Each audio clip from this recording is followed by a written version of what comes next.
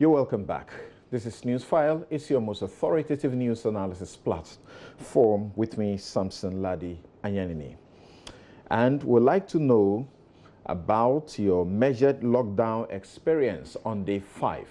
So send us your messages and tell us the experiences that you have gone through and how you are trying to make the most of the circumstances, or what is it that is needed that is not available and what can be done. We're looking and asking whether there is imminent, total lockdown after the measured lockdown. And as you know, the world has been gravely affected so far, and Ghana's numbers, we continue to count. So is that imminent? But more importantly, how can our economy fund such a situation if we ever got there? Right, now let's me get to give you some bits of my take, and then you can read it later on my Joy Online. And my take is titled, Corona Chaos Reveals Autocrats in Democracies. And as you know, it's been known for only about 3 months, but over 1 million people have been infected by the virus, and it has claimed near 60,000 lives. America alone is projecting that it will lose between 100,000 to 200,000 people to COVID-19. That's how serious it is. In the midst of the global panic to contain the spread, some wily politicians are consumed with how to get monstrous undemocratic powers to advance their narrow private interests. Elections have been postponed, while some pray for total cancellation of elections, citing the far-reaching disruptive nature of COVID-19 of the economies. Many have lost their livelihoods, and a great mass of people will be rendered jobless, yet it is the thought of contacting the virus that scares us most, at least at present.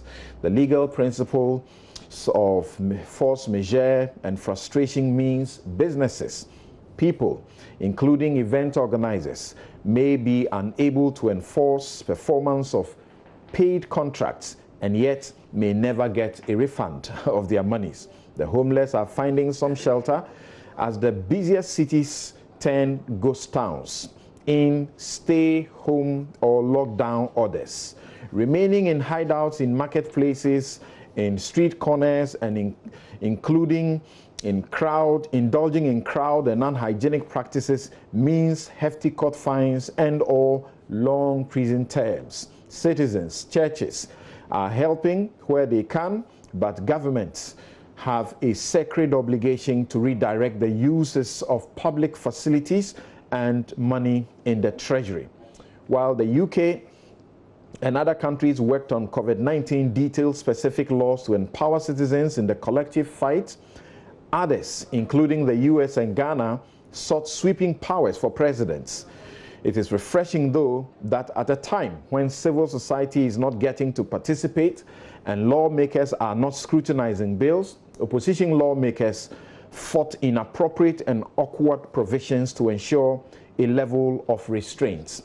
International watchers say the pandemic may be a boon to governments with an autocratic bent, and that governments may continue to absorb more power while their citizens are distracted. They are concerned that people may not recognize the rights they have ceded until it is too late to reclaim them.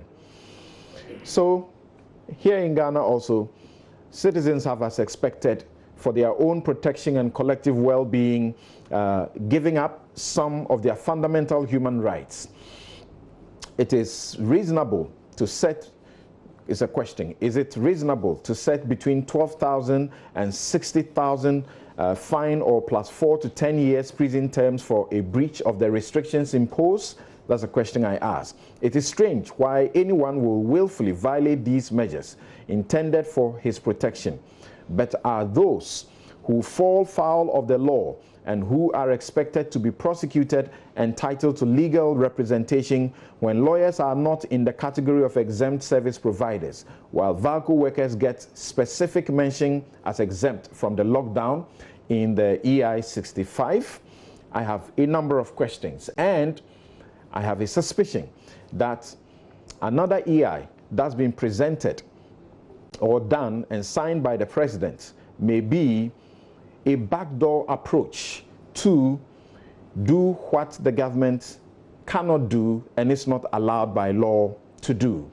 And it has to do with that EI that completely now invades your privacy as far as your use of your mobile phone is concerned. All your mobile data, transaction and wallet details, merchant code, bank details, practically your every private transaction details, the telcos are being compelled to disclose to the government.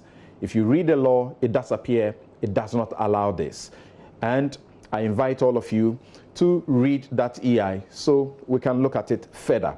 But stop circulating false or misleading information, because by Section 76 of the Electronic Communications Law, you face a fine of up to 36,000 or plus 5 years in jail for such an act with the potential to impede the fight against the virus. You could also go to jail for 3 years if you peddle false information or rumor or statements. You read my take on myjoyonline.com. Now, Dr. Titus Bayo has been very helpful, and since we began discussing the coronavirus on NewsFile, has always made himself available. He is the Deputy General Secretary of the Ghana Medical Association and has a very interesting and particular role in the affairs of the Ghana Medical Association. If you have been watching the government's briefing, he has also been assisting to educate all of us what we should do and do right. We will be joined by Dr. William Boateng. He's an economist and he has a setting eye to look at some of these developments as we get into this. He's joining us on Skype. A couple of other guests will join us on Skype.